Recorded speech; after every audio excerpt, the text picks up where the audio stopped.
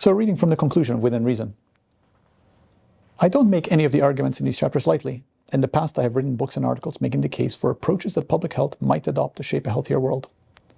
They were offered as suggestion that public health could take or leave, but that I hoped would be adopted, building on past progress to achieve a better future. These writings, then, reflected stakes that were high, but not necessarily existential for our field.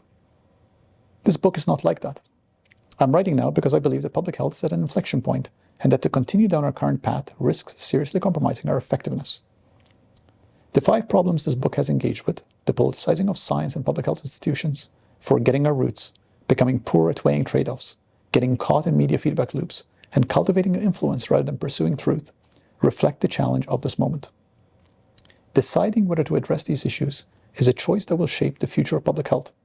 If we turn a blind eye to the liberalism in our field, if we do not address the ways we have strayed from our core values, not only will we be unable to support health, we risk actively harming it. The consequences of an illiberal public health are, to my thinking, threefold. First is the continued marginalizing of our field. I do not mean among policymakers, nor do I mean among those who inhabit the elite institutional places where we remain influential. I mean among the general public, our core constituency, who have already lost much trust in us.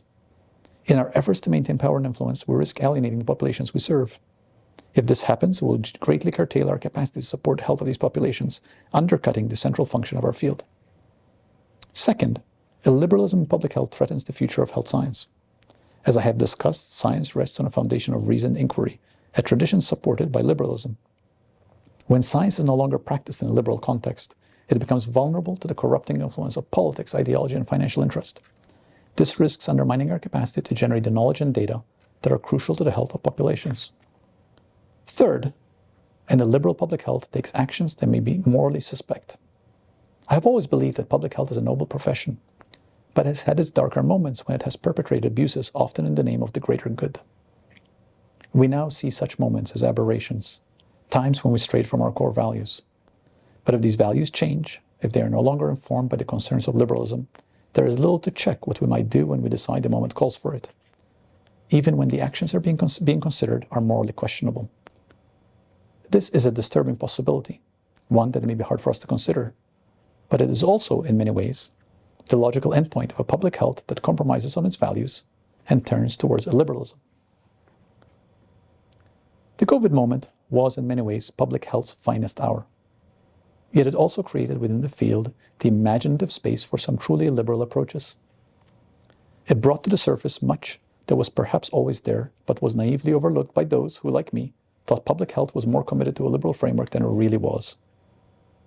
Having glimpsed our darker side, it is now time for us to recommit to a liberal vision for a healthier world.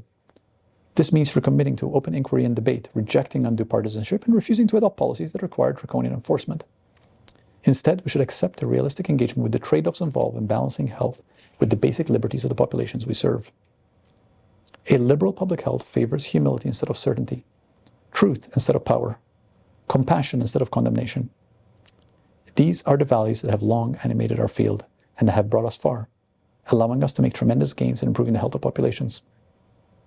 As we approach a post-COVID era, these values can help us advance a vision of a healthier world, win back the trust we have lost, and meet the demands of a moment when the work of public health is more important than ever.